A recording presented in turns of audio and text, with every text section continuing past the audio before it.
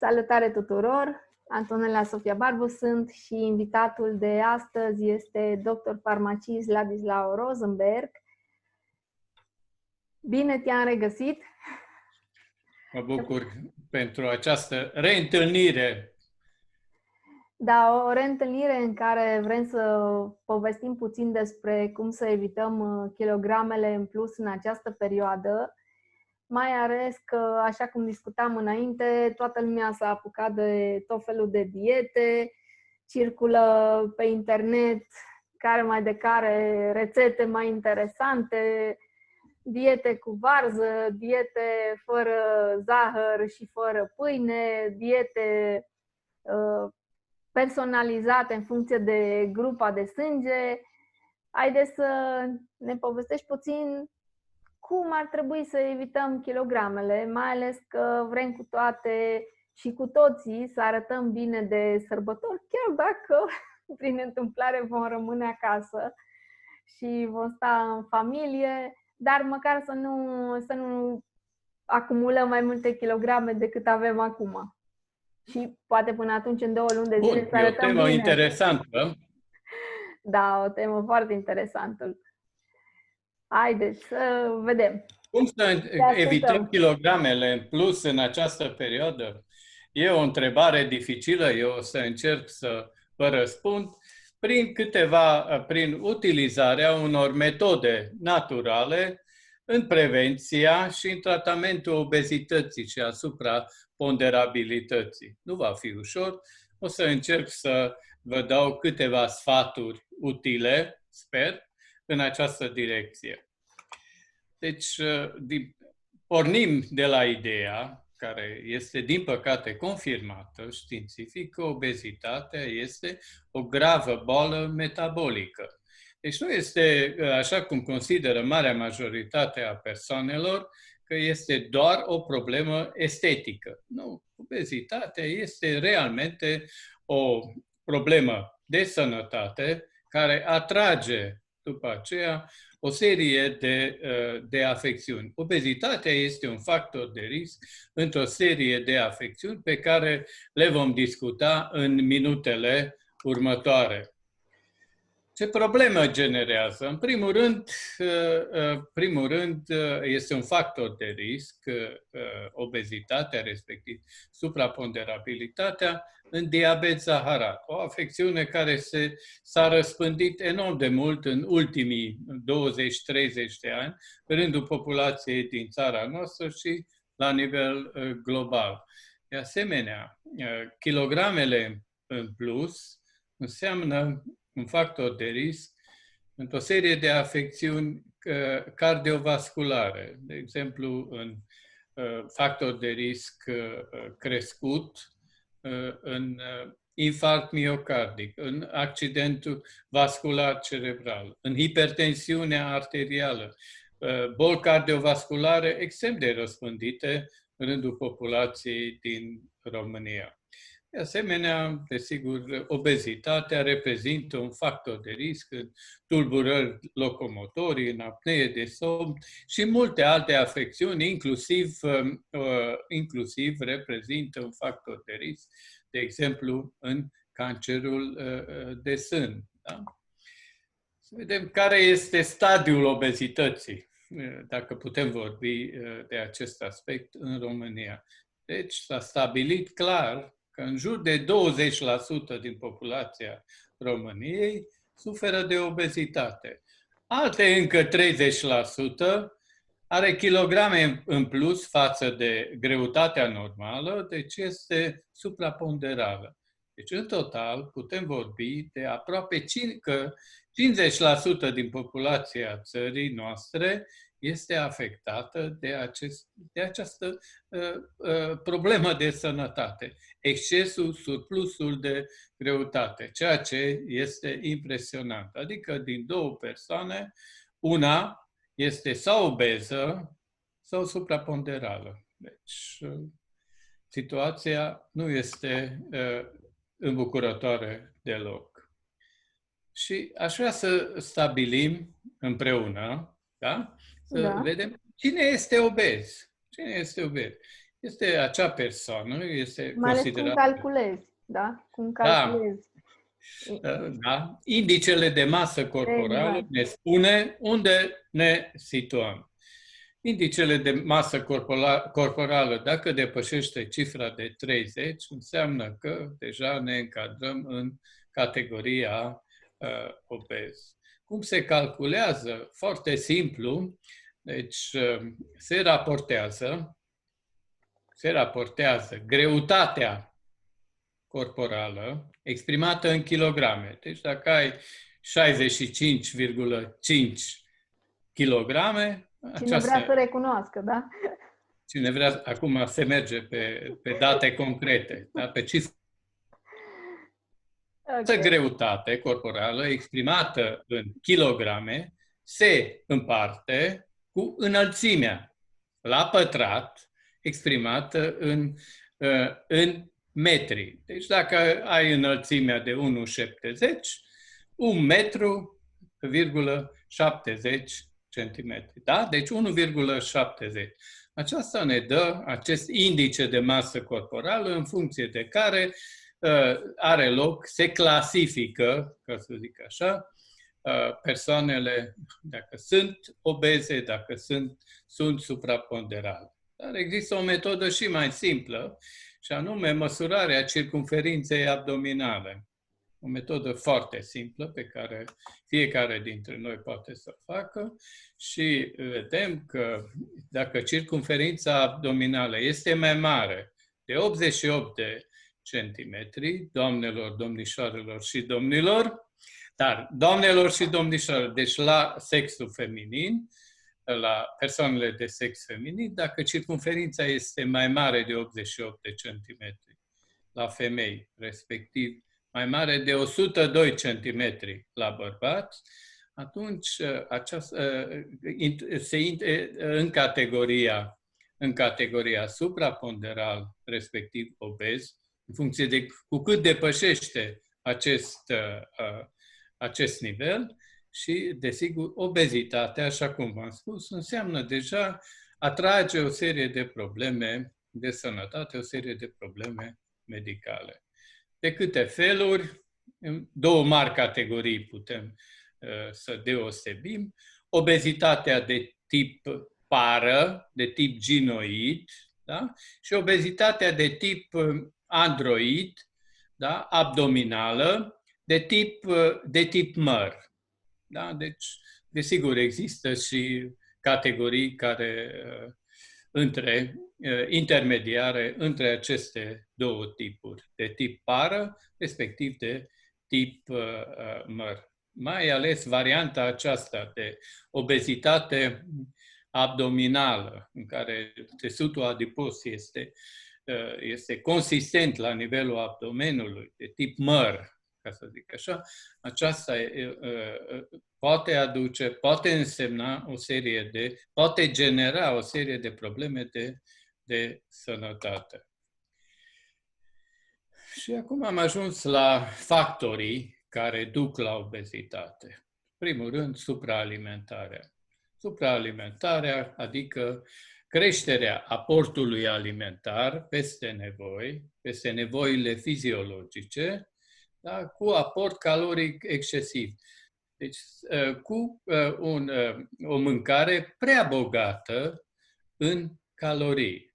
Deci, sunt multe persoane care au activități sedentare, dar consumă cât ar trebui să consume, să zic, un miner sau un muncitor care lucrează în construcții, unde, într-adevăr, este nevoie de un aport caloric serios. Deci, supraalimentarea este factorul determinant, unul din factorii determinanți în obezitate, respectiv în supraponderabilitate. Un alt factor deosebit de important este sedentarismul, care, din păcate, tinde să devină, dacă vreți, o formă de existență a omului modern. Deci, lipsa de mișcare, atât la persoanele adulte, la persoanele în vârstă, unde există anumiți factori, da, care duc la această activitate, la acest tip de activitate sedentară, dar din păcate îl constatăm și la copii, da? Deci unde sedentarismul creează reale. Deci întotdeauna, când discutăm despre obezitate, despre supraponderabilitate, deci despre exces de greutate, trebuie să scoatem în evidență alimentația hipercalorică, prea bogată în calorii, respectiv sedentarismul. Și apare și un al treilea factor care nu este de neglijat, și anume factorul genetic. Deci, dacă unul din părinți este obez, atunci riscul ca copilul să fie obez este de 3 ori mai mare. Evident, dacă ambii părinți sunt obezi, atunci riscul este și mai mare. Deci această idee cu copiii grași, ce drăguț e că, într-adevăr, și acest copilaș este din imagine, este drăguț, simpatic, dar este un factor de risc. E un factor, acest factor genetic care atrage și aproape întotdeauna un copil gras va fi un adult gras, va fi un adult obez. Deci, atenție mare la cei 3 factori despre care am discutat până acum. Cum mai există factorul psihic, e desigur extrem de important, fiindcă de multe ori, aceste persoane care sunt supraponderale, respectiv obeze, au o stimă de sine scăzută și de multe ori întâmpinăm la aceste persoane această stimă de sine scăzută datorită eșecurilor repetate ale unor cure de slăbire miraculoase, a unor produse extraordinare care nu-și fac efectul sau persoana respectivă nu ține dieta respectivă, nu ia. Deci totdeauna aceste persoane întâmpină aceste eșecuri repetate, care, desigur, factorul psihologic este extrem de important. Ca în toate tratamentele, și aici factorul psihologic contează foarte mult. Există o corelație între obezitate și psihic. Da? Deci, o serie de probleme afective, în special care apar la copiii aflați în perioada adolescenței, pot să ducă la obezitate. Apare această refugiere în mâncare, apare bulimia de stres, de exemplu, influența stresului este deosebit de mare și poate determina inclusiv acest proces de îngrășare, acest proces care până la urmă persoana respectivă devine obeză sau supraponderală. Deci traumele psihice pot duce la obezitate. De exemplu, abuzul fizic sau sexual în timpul copilăriei, da? Decesul unui părinte în perioada adolescenței, problemele de cuplu, violența domestică, etc. pot să cauzeze o traumă psihică copilului sau adolescentului sau adultului, în care să ducă la acest refugiu în mâncare. Acest tip, în mod clar, nu are probleme de acest tip, traume psihice, însă este un consumator, să zic eu, da, este un consumator inveterat, un consumator de bere, care are și acea burstă specifică în care se acumulează țesut adipos în zona abdominală. Este acea obezitate de tip androgin despre care am discutat anterior.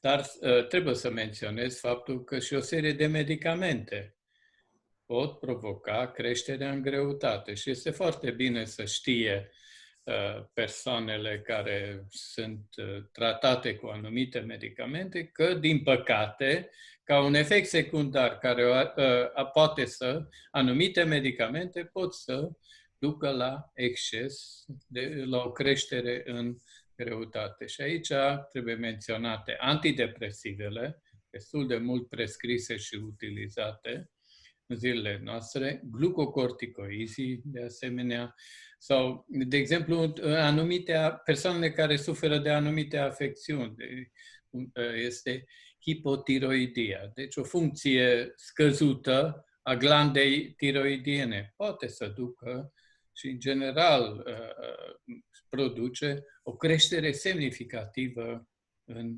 greutate. Complicațiile obezității sunt multiple. Am menționat câteva aspecte, doar schematic o să reiau. În primul rând, diabetul de tip 2, diabetul non-insulinodependent, care, practic, în ultimii 20-30 de ani, numărul persoanelor care suferă de diabet de tip 2, deci este diabetul care apare la vârsta adultă, da? Deci nu în copilărie, acela este diabetul de tip 1, insulinodependent, pe când diabetul de tip 2 apare la adulți, apare la persoanele în vârstă, datorită, în primul rând, unei alimentații necorespunzătoare, prea bogate în glucide, în lipide. Da? Deci acest tip de diabet s-a înmulțit, numărul persoanelor care suferă de această formă de diabet zaharat de tip 2 a crescut enorm de mult în ultimii ani în România. Hipertensiunea arterială. Aproape toate persoanele peste 40, 45, 50 de ani suferă de hipertensiune arterială. Deci este o afecțiune cardiovasculară, se încadează marea familie a bolilor cardiovasculare, hipertensiune, extrem de larg răspândită. Aș mai aminti ateroscleroza, care poate provoca accidente vasculare cerebrale, infarct miocardic, artrozele. Evident, surplusul de greutate înseamnă un efort în plus pentru aparatul locomotor. Da? Înseamnă un efort în plus pentru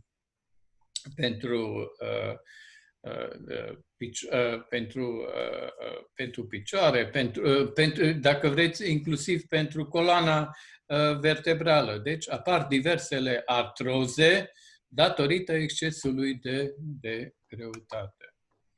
Acum aici am prezentat câteva idei pe care le-am folosit de-a lungul timpului în tratamentul obezității și în tratamentul supraponderabilității. Deci, în primul rând, regim alimentar hipocaloric, sărac în calorii, dar personalizat. După aceea, un factor deosebit de important este, fără de care nu putem vorbi de o cură de slăbire, mișcare zilnică, în funcție de specificul fiecarei persoane. Desigur, nu pot o persoană în vârstă care suferă de anumite boli cronice, nu poate să facă fitness, aerobic, dar mersul, de exemplu, este practicabil. Sunt anumite sporturi care se pot practica inclusiv la persoanele mai în vârstă. Sigur că da. Deci, combaterea sedentarismului, despre care am indicat că este, dacă vreți, la fel de important ca și alimentația hipocalorică. Deci acestea sunt factorii determinanți: alimentație hipocalorică și combaterea sedentarismului prin mișcare zilnică în funcție de specificul fiecărei persoane, de starea de sănătate a fiecăruia, de vârsta fiecăruia. După aceea, un factor pe care trebuie să-l mai amintim este consumul de minimum 2 litri de lichide. Acest lucru se precizează că este important pentru sănătate. Eu aș recomanda la persoanele care au exces de greutate și vor să slăbească să consume diverse ceaiuri. 2 litri de ceai medicinal, preparat din diverse plante medicinale despre care vom discuta în minutele următoare. Da? Plante medicinale care ajută ajută persoanele cu surplus de greutate să slăbească. Desigur, sunt o serie de suplimente nutritive, unele sunt de mare eficiență, dar ele nu pot să facă minuni dacă nu sunt respectate primele etape despre care, sau primele măsuri despre care am vorbit. Regimul hipocaloric și mișcarea zilnică. Deci nu există minuni în acest domeniu și așa să combat cu toată seriozitatea acele preparate, suplimente nutritive, etc., care zic, dacă luați acest produs, într-o lună o să slăbiți 10 kg. Nu așa. Se face o cură de slăbire, se face moderat, 2-3 kg, da, într-o lună, dar continuu și atunci se obțin rezultate realmente bune. Ar mai fi gândirea pozitivă, realizat prin autocontrol mental. Am văzut rolul factorului psihologic. Cât de repede, din păcate, anumite persoane, marea majoritate, abandonează o dietă, o cură de slăbire, fiindcă nu există acest suport psihologic. Autocontrolul mental poate asigura. Și, desigur, controlul permanent al unor parametri specifici acestei probleme de sănătate. Cel mai simplu, cântarul este zilnic ar trebui, persoanele care fac o cură de slăbire serioasă ar trebui să se cântărească la o anumită oră, cel mai recomandat dimineața, la prima oră, da? Deci pentru a urmări dinamica procesului. Da? Și atunci, evident, acest lucru este deosebit de important. Desigur, masaj terapeutic. Multe persoane care suferă de au acest exces de greutate, au și celulită, da? În special persoanele de sex feminin, dar și la bărbați. Deci masajul terapeutic poate rezolva și această problemă care apare în plus la persoanele supraponderale sau obeze. Sigur, consilierea pacienților este esențială. Un meniu săptămânal cu aport caloric redus. Aș vrea să remarcați următoarele aspecte.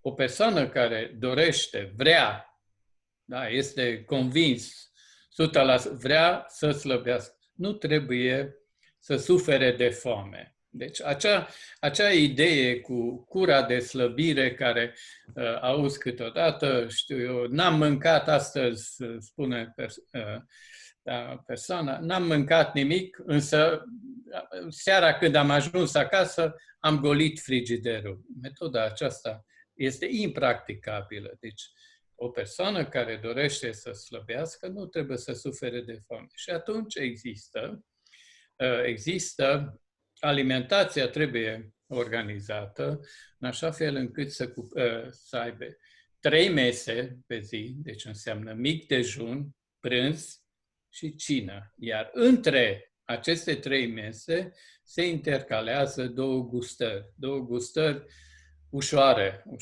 care constau dintr-un fruct, dintr-un măr, dintr-o banană, dintr-o portocală, dintr-un iaurt, da? Sau un chefir, deci, dar cu aport caloric extrem de redus. Da?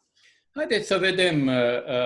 Eu acum nu aș dori să... Sunt doar idei de un meniu, pentru un meniu săptămânal cu aport caloric redus. Un alt aspect pe care aș vrea să menționez la acest tip de meniu este faptul că este cântărit. Alimentul este cântărit. Deci, vedeți, la mic dejun, un bol mic de lapte, 150 de mililitri. Aici, mă rog, este la volum. Sau la cină puteți observa piept de pui la grătar, nu un piept de pui întreg. 100 de grame deci contează enorm de mult pe lângă ceea ce consumă persoana respectivă, deci ce alimente, contează și cantitatea, nu numai felul alimentelor recomandate. Cantitatea dar, după cum se observă, după părerea mea, este un meniu plăcut, accesibil și care elimină acea senzație de foame atavică care de multe ori apare la persoanele care fac o cură de slăbire. Deci, eu aș trece așa, nu aș prezenta meniul zilnic. Da, Antonella, ești de acord? Da. Da? Ok, dar pe înregistrare se va vedea acest meniu. Mă gândesc că ai pus pentru cele 7 zile. Da, sigur că da, este absolut orientativ. Fiecare își poate schimba în funcție de preferințe, da? Dar ca idee, aici marți nu este o marți neagră, să zic așa, și aici vedeți Văd acolo unt. Da, cu ce? Da. Untul cu măreguță sau? Da, deci șina, 100 de grame de mămăliguță, 100 de grame de vaci, nu 200. Da? Deci de brânză de vaci. Da? Un ou fiert și 20 de grame de unt. Un aspect pe care aș vrea să vă spun este faptul că nu trebuie eliminate complet acele alimente pe care le îndrăgiți, da? Și despre care se spune, aoleu, ciocolata îngrașă. Trebuie redusă în mod cantitatea lor, nu o tablă de ciocolată, dar o bucățică de ciocolată cu conținut mare de cacao, de 70%, să zicem, poate să consume. Deci, totdeauna trebuie redusă cantitatea și nu eliminat complet acel produs alimentar pe care îl îndrăgim. Miercuri, de asemenea, vedeți la gustare. Prima gustare, care se intercalează între micul dejun și între prânz, 100 de grame, nu un ananas întreg, da? Nu cantități, dar în permanent, datorită faptului că există cele 3 mese, plus cele 2 gustări intercalate, da? Evident, cina, am uitat să spun, cina, ultima masă, se servește până la cel mai bine până la ora 6, dar dacă se poate, maximum până la ora 7. După care, până dimineața, nu se mai consumă nimic, nu se mai ronțe nimic, da? Trebuie lăsat organismul să metabolizeze aceste alimente. Bun, am ajuns deja la joi. Meniul este, de exemplu, cina. 100 de grame de pui piept de pui la grătar, evident, este extrem de recomandat. Da? Carnea albă, carnea de pui, respectiv peștele, sunt cele mai recomandate. Plus salată, formată din o salată, nu un castron întreg de salată, mă rog, oricum este hipocaloric, roșii, un castravete mediu, un ardei gras mediu, o ceapă, o salată verde, este într-adevăr o cantitate bună de salată, puțin ulei de măsline și, desigur, zeamă de lămâie. Și o recomandare la prepararea acestei salate, reduceți pe cât posibil cantitatea de sare de bucătărie. Asta am observat, că nu este sare acolo. Acum, un pic de sare se poate, evident, nu trebuie complet eliminat. Avem nevoie și de clorură de sodiu, da? Dar în cantitate moderată. Care este efectul excesului de sare? Este faptul că reține clorura de sodiu, da? reține apa în organism. Da? Deci, scăzând semnificativ, diminuând cantitatea de sare, atunci acest proces de formare, de reținere de apă este scăzută semnificativ. Bine, uite, la gustare, 20 de grame, deci o bucățică, așa, moderată, nu o tablă de ciocolată, cum fac marea majoritate a persoanelor, ci 20 de grame de ciocolată amară. Da? Văd acolo și ceafă de porc, 100 de grame.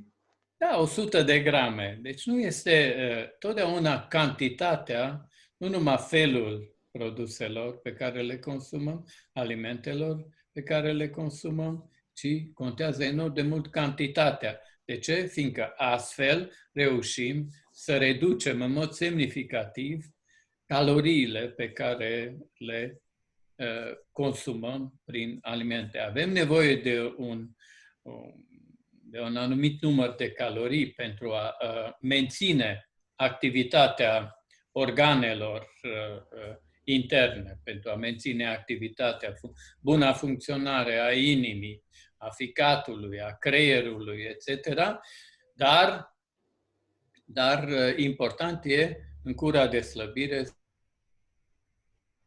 alimentație hipocalorică și, desigur, asociat cu cât mai multă mișcare în funcție de posibilitățile fiecăruia dintre noi. Deci, e clar. Sâmbătă, deja, uite, meniul este mai consistent. La cină avem 200 de grame de cod la grătar. Peștele, da, este una dintre cele mai... carne albă este una dintre cele mai acceptate în toate dietele, în toate curele de slăbire și o cantitate importantă de salata verde este într-adevăr un produs undeva aproape de 0 calorii, salată verde cu lămâie și puțin ulei de măsline. Evident, uleiul de măsline va aduce un mic aport caloric. Da. Aici, duminică, ce să vă spun, cina este cam sărăcuță, nu este de meniu tradițional de duminică, ci 200 de grame de salată orientală. Asta e ce să facem. Deci, acesta este un meniu orientativ. Ideea este că are un aport caloric redus. Există și meniuri, diete cu aport caloric foarte redus, dar ele se pot aplica doar pe o perioadă de timp scurtă, relativ scurtă, bine determinată. Nu am văzut acolo niciun pic de vin roșu. pentru Există. starea de bine. Se poate. Un pic de vin roșu se poate asocia. Orientativ a fost acest meniu. Fiecare dintre dumneavoastră puteți să-l adaptați în funcție de preferințe. Da? Și puteți să-l diversificați. Asta e marele atu. Am pomenit anterior faptul că în loc de... Deci e nevoie de un aport de lichid important, de minimum 2 litri de lichide pe zi și indicat ar fi să utilizați diverse ceaiuri, diverse plante, ceaiuri obținute din diverse plante medicinale sau diverse preparate obținute din plante medicinale. Și să vedem, în coloana din stânga avem o serie de plante medicinale care se pot folosi în tratamentul fitoterapeutic al persoanelor care doresc să facă o cură de slăbire, iar în coloana din dreapta am înșirat câteva plante medicinale din care se obțin preparate utile în tratamentul adjuvant al obezității, respectiv al supraponderabilității. Să începem cu cele exotice, mare căutare, sunt, de exemplu, cactusul nopal, din care este o plantă, un cactus originar din partea sudică a Statelor Unite, respectiv din Mexic, din care se obțin un supliment nutritiv cu efecte benefice în tratamentul obezității. Sau aș aminti aici guarana, care este originară din America de Sud. Guarana se distinge prin conținutul ridicat în cofeină. Are în jur de 8% cofeină și aceasta acest principiu activ contribuie la arderea grăsimilor. Sau aș aminti mangostinul, un fruct deosebit de gustos, originar din Asia și care este de asemenea folosit la obținerea unor preparate, suplimente nutritive de slăbire. Și încă un cactus, da? Dar care e Hoodia gordoni, este originar apare în flora spontană din Africa de Sud, da? Și din care de asemenea au fost obținute anumite preparate, zise miraculoase, din păcate sau din fericire nu este așa, dar care într-o anumită măsură susțin o anumită cură de slăbire.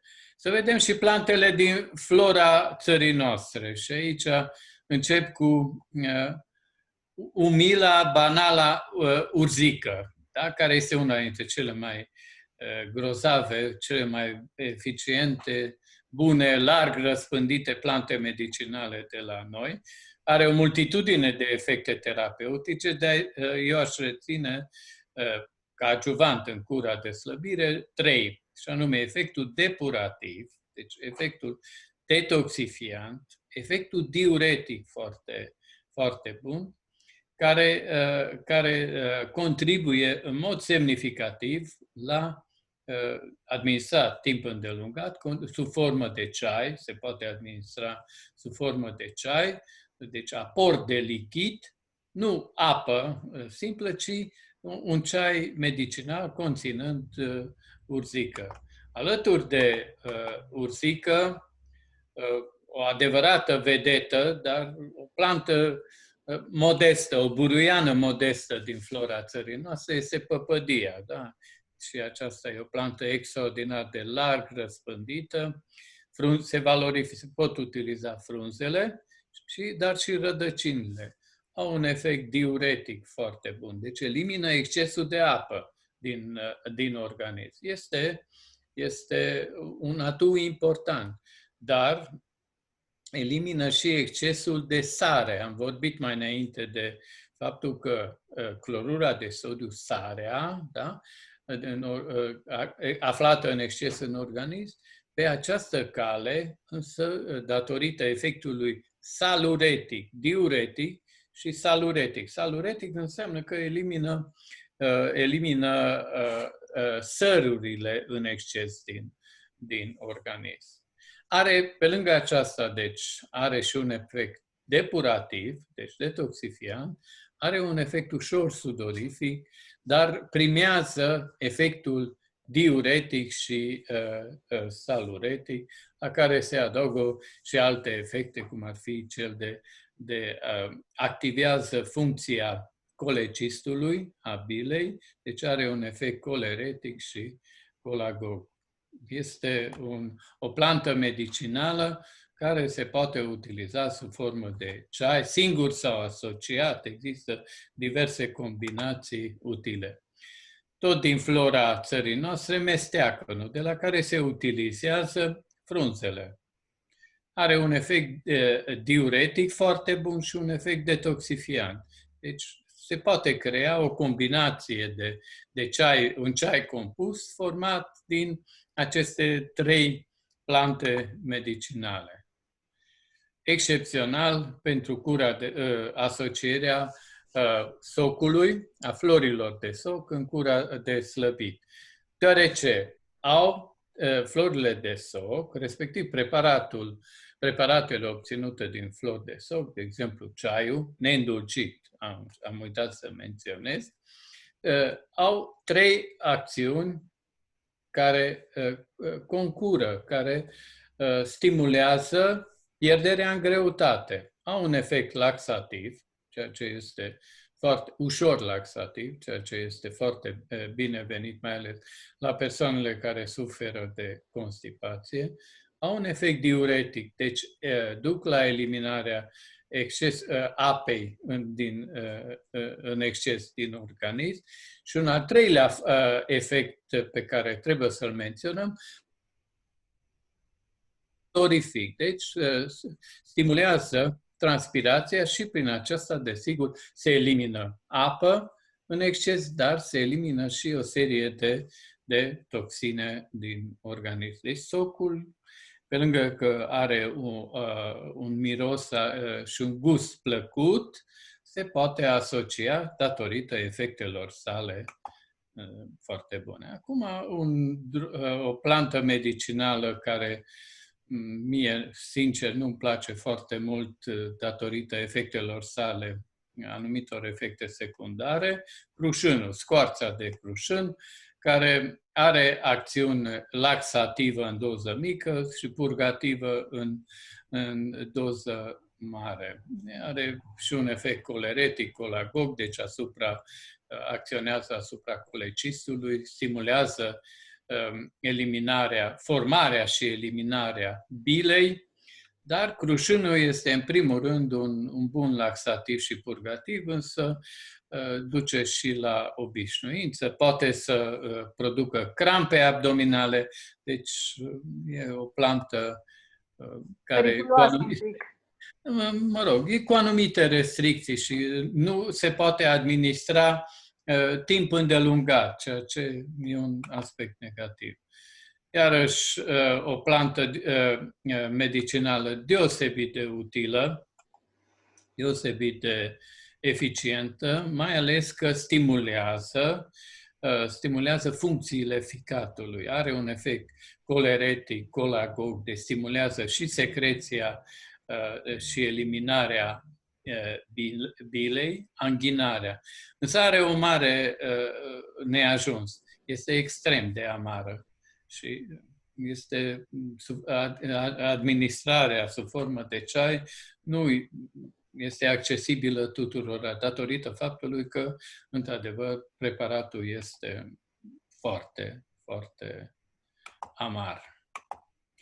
Și aș ajunge la ultima plantă, dar sau la ultimele plante, ceaiul verde, respectiv ceaiul negru se obține din ceai verde. Da? Ceaiul verde, să luăm, ceaiul chinezesc, este una dintre cele mai eficiente plante medicinale. Este, desigur, și o plantă alimentară folosită la nivel, foarte mult la nivel mondial, dar ceaiul verde, datorită compoziției sale, în principii active valoroase, de exemplu, în teofilină, da? Deci într-un alcaloid specific, are un foarte bun efect antioxidant, are un excelent efect diuretic, contribuie la eliminarea apei lichidelor în exces, este un stimulant al sistemului nervos central, da? Datorită conținutului, are și un conținut în cofeină, ca și cafeaua, dar în scopul nostru, deci în cura de slăbire, intensifică procesele de ardere ale grăsimilor, ale lipidelor. Este un factor de protecție anticancer. Însă nu este un produs accesibil, însă sunt anumite persoane care efectiv nu suportă. Le produce diaree, le produce crampe abdominale. Sunt puține astfel de persoane, dar care nu acceptă sau această plantă medicinală deosebit de valoroasă și de utilă. Antonella, după această prezentare, câteva concluzii să tragem. Deci, esențial, pentru o cură de slăbit, sănătoasă, bine fundamentată, serioasă, sunt alimentația hipocalorică și mișcarea.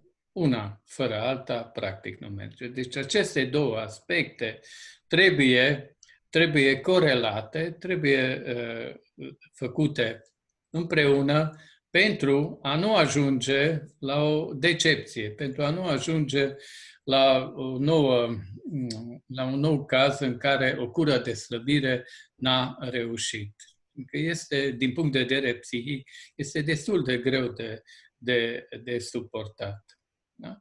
Și încă un lucru pe care aș vrea să-l menționez, da? Care este important, atenție, fiindcă obezitatea și supraponderabilitatea înseamnă factori de risc pentru o serie de boli ale mileniului 3, boli cronice, cum ar fi diabetul zaharat, bolile cardiovasculare, artrozele. Deci, trebuie prevenit, trebuie evitat surplusul, excesul de greutate. Atât. Aceste aspecte am dorit să vi le prezint. Informații foarte bune și necesare, mai ales că avem acolo și un meniu așa pe zile, timp de 7 zile, orientativ. Avem ce mânca, nu murim de foame. Vreau să te întreb, spuneai la un moment dat, toate aceste alimente au un conținut caloric foarte scăzut. Este un mit să iei, atunci când ții o cură de slăbire, să iei suplimente nutritive, să iei vitamine? Este indicat? Sunt anumite suplimente nutritive care ajută procesele de ardere ale lipidelor, ale grăsimilor. Da?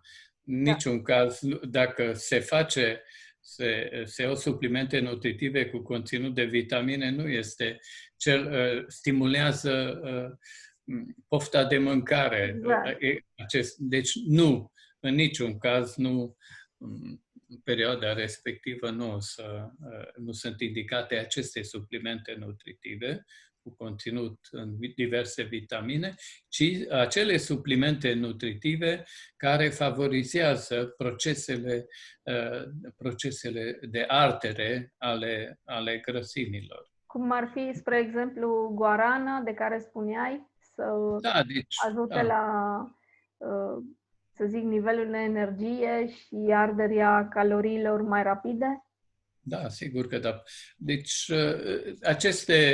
am dat câteva exemple din plante. În general, preparatele acestea se obțin din plante. Da? Deci, suplimentele nutritive pe care le-am menționat. Am menționat și o serie de plante exotice care servesc ca materie primă pentru obținerea diverselor suplimente nutritive care sunt în vogă, sunt moderne, sunt indicate, utilizate, dar care pot ajuta, într-adevăr pot ajuta o cură de slăbire, dar dacă nu există o alimentație hipocalorică, dacă persoana respectivă nu face mișcare zilnică, da? Atunci ele practic poate au un efect temporar pe o perioadă scurtă de timp, după care se produce reîncărcarea organismului, se îngrașă din nou persoana respectivă și apare factorul psihic care blochează, apare neîncrederea, apare decepția, etc., care până la urmă duce la abandonarea oricărei terapii. Diete. Este indicat să faci mișcare în ce perioadă a zilei? Dimineața, la amiază, seara? Când este cel mai bine să faci mișcare? Adică mișcare, să zic, 20 de minute, 30 de minute de sport? Aici ar fi foarte greu de spus care ar fi. Oricând. Deci, pe parcursul unei zile, în funcție de programul fiecăruia, fiindcă, știu eu, dacă o persoană este activă, lucrează, merge la birou, se poate face și în dimineața, dar în funcție de programul fiecăruia. Important e să facem mișcare, desigur, în funcție de starea noastră de sănătate, în funcție de vârsta noastră. De exemplu, mersul pe jos este o formă de mișcare extrem de utilă și acceptată, inclusiv de persoanele în vârstă. Nu? Deci, dacă nu suferă de anumite boli grave, inclusiv o persoană în vârstă poate să facă această formă de mișcare. Mișcare însemnând nu te duci la plimbare prin magazine, ci să mergi constant 1 kilometru, 2. În funcție de posibilități. Exact.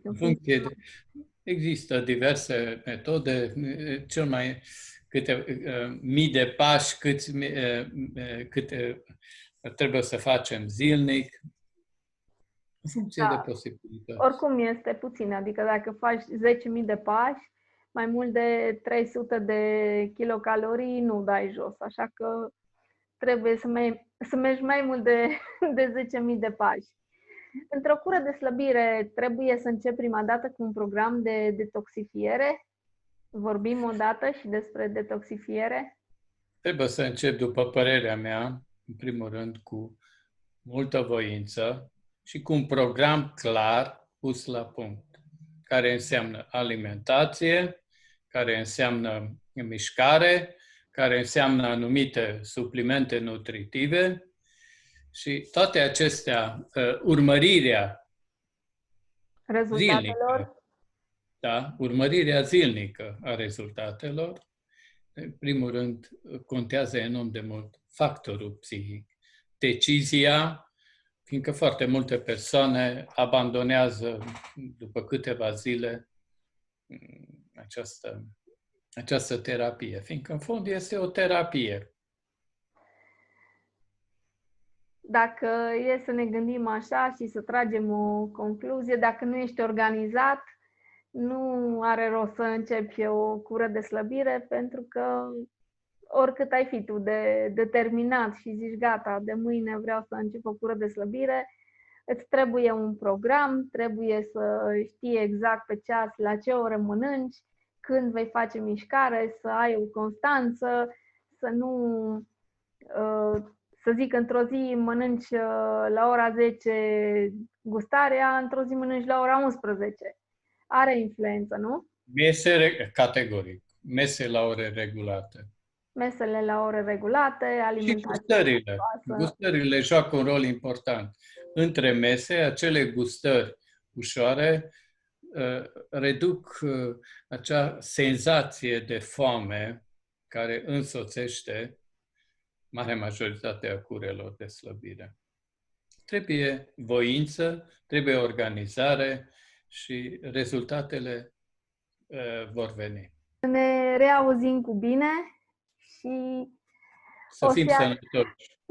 exact, să fim sănătoși, să nu avem probleme nici cu diabetul zaharan, nici cu alte boli, să ne mișcăm cât se poate de ușor și mai ales să ne mișcăm, dacă e nevoie, în aer liber cât mai mult. Dacă nu, putem face astfel de exerciții și acasă, măcar 20-21 de minute pe zi de exerciții fizice ar fi indicat.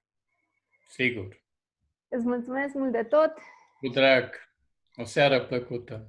La fel, o seară plăcută! Numai bine!